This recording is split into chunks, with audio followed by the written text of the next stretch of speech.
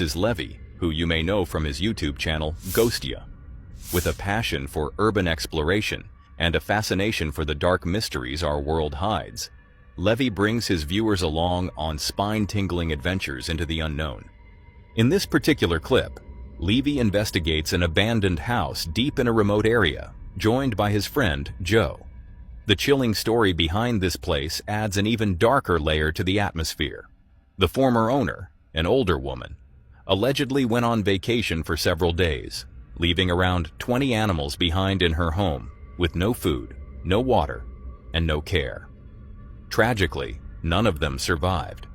After neighbors alerted authorities, the police intervened and arrested the woman, and to this day, she remains behind bars, serving time for this heartbreaking case of neglect.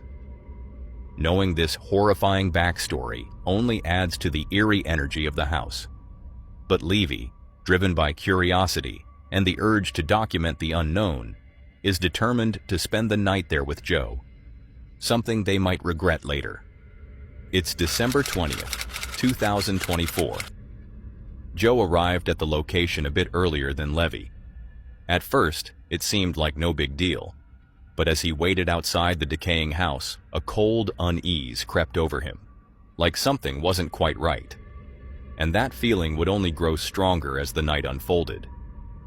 I was sitting here, waiting for you, and you're like, "Yo, it's gonna be 20 minutes," and I'm like, "Oh shit." Yeah. So I'm like sitting here, kind of chilling, and then I start hearing noises. And I swear I saw a light in the house. Really? It was like a red light. Okay, damn. I don't think nobody's there. Hopefully nobody's there. I don't think so. I don't know. The eerie feeling surrounding the place is undeniable, and they haven't even stepped inside yet. Both Levy and Joe are already questioning their decision to sleep here tonight, but determined to stick to their plan, or at least last as long as they can, they push forward. As they enter the house, the air inside feels heavy, almost as if the walls themselves are holding on to something dark. They begin exploring the building room by room, trying to get a sense of the layout and scout a possible spot to rest, if they'll be able to sleep at all. But it doesn't take long before they start to notice a creeping tension that makes it clear. Something is very off in this house. Okay. The fingerprints. Oh, shit. I know they're just animal prints, but they almost look like. I don't know. I mean, why would there be like footprints right there? Yeah. And look at that one right there, the little one. Can it be animal prints? The one on the bottom looks like an animal print. Okay. They've only just stepped inside when something chilling happens, although they don't realize it at the moment, that their camera picks up a strange voice on the audio. It's faint, almost easy to miss. But if you listen closely, you'll hear it. Can it be animal prints? The one on the bottom.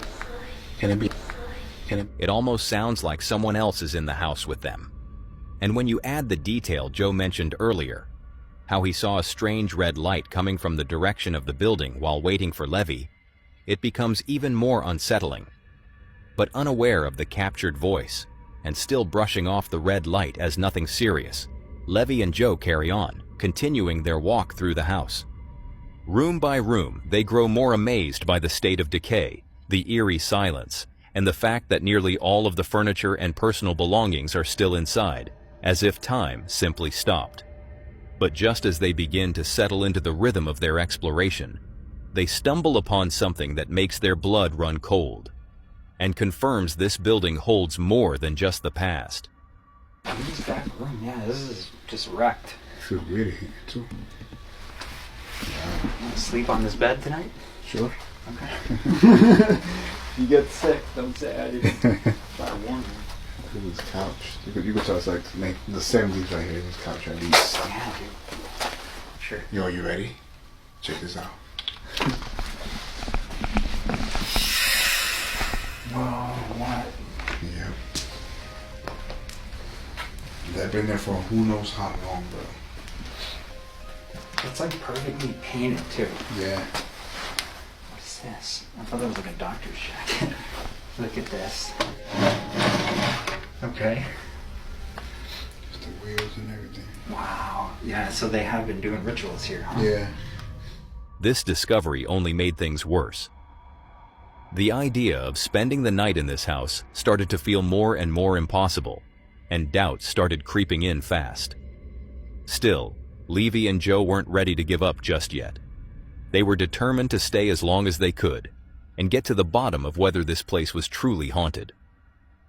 So far, nothing unexplainable had really happened since they stepped inside, aside from the voice they didn't notice at the time and the heavy, oppressive atmosphere that clung to them like a shadow.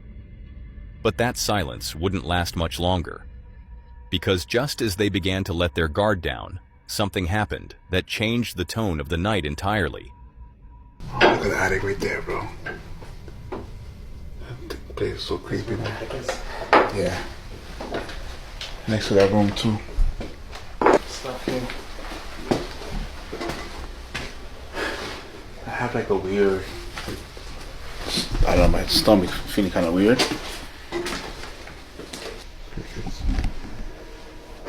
The clown room is right there. Oh. What was that? Hello?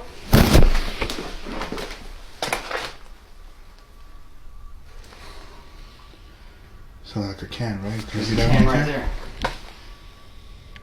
Where that came from, though? It came from up here? I'm not going up Had there. to. I'm not going up there, bro. It had to. It sounded like it went down the stairs.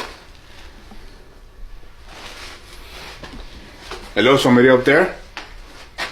I'm not going up there. Is that where it came from? I don't know, I think so, because... Hello? I mean, fuck it, we got to, but... I'm shaking right now. Yeah. I'm shaking. Can somebody tell me who threw that can? I'm shaking, bro. Damn, look at you, bro, shaking. I'm shaking, man. Why? Want to take a break? I got a weird sharp pain. They couldn't shake the feeling that someone had to be upstairs. But when Joe went to check, there was nothing. Just more dusty furniture and abandoned belongings, frozen in time like the rest of the house. Now, having seen every room, Levy and Joe decided it was time to pull out their ghost hunting equipment. Something was off here, as if something was with them. So they began their investigation, asking questions into the still air while monitoring their devices closely. To their surprise, the equipment started picking up some activity, but no clear responses. No names, no messages. Just enough to suggest a presence, but not enough to understand it. The lack of real communication only deepened the mystery. Why was it hiding? What didn't it want to say? The atmosphere remained heavy, and the idea of sleeping in the house now felt more like a joke than a challenge. Still determined to communicate with whatever was in here, they gave it one last try, turning to the Ouija board they'd brought with them, hoping it might finally provide a breakthrough. At first, nothing happened, but just as they were about to give up, ready to pack it all in and leave, something strange happened.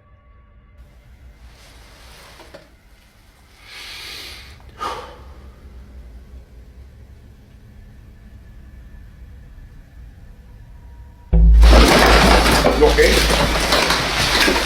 What? What happened?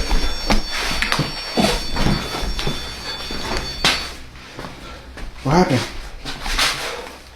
Something just pushed me. I'm playing games. I'm playing games? You can't be playing like that was. We gotta get out of here. I don't want to be here anymore, dude. Oh my god, I almost fell in this hole, bro.